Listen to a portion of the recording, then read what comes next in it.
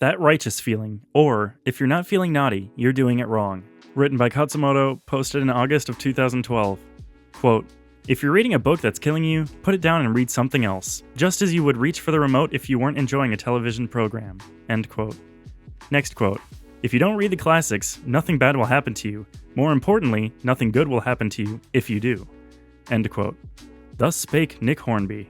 If the method you're using to learn equals get used to a language makes you feel righteous, it's a bad method. Your language learning method should make you feel guilty, it should make you feel bad, it should make you feel a little dirty. Like learning English by watching Jersey Shore. Will you end up talking weird? Yes, you might. I went through a phase where I could only speak Japanese like the juvenile delinquent high schoolers in Gokusen, who are more or less equivalent in verbal sophistication to the Jersey Shore kids. Footnote 1. Side note. So, back in Utah, I have a Japanese friend, Nanako, who knew me from when I basically knew no Japanese. Anyway, during the hardcore phase of AJATT, the original project, if you will, there was a time when I was watching a lot of Japanese-dubbed South Park. A lot.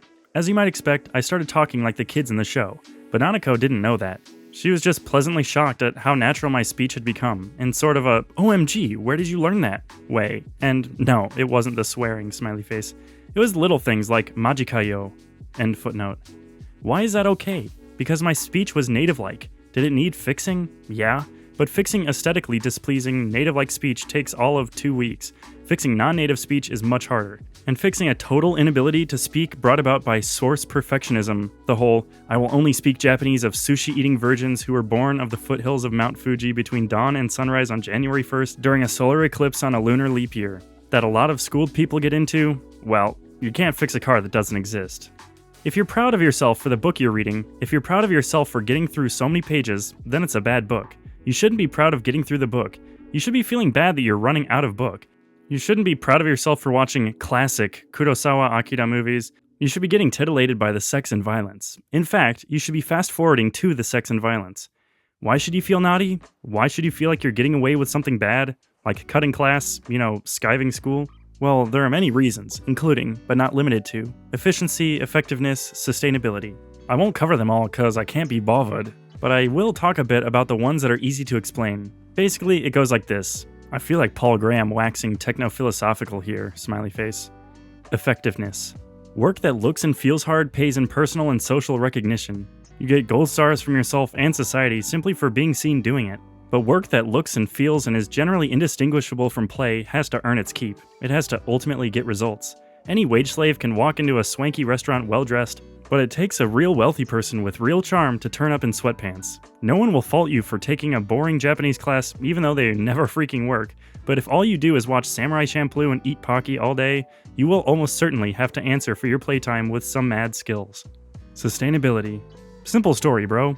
Guilty becomes fun, becomes addictive, becomes continue, becomes pwn. Efficiency.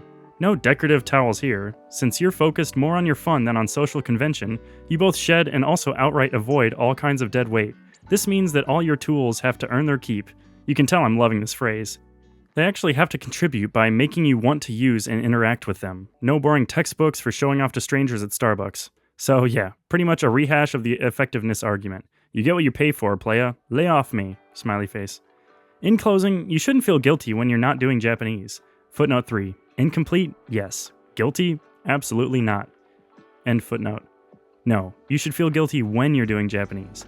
Right during the act. And not that, oh no, I suck, guilt. You want, OMG, I can't believe I get to do this. I hope no one sees me and I totally skim through these mangas without looking up any words and oh crap, I have a final project to do but I've spent the whole day in bed watching Samurai Champloo instead. Guilt. If you're feeling righteous, you're doing it wrong.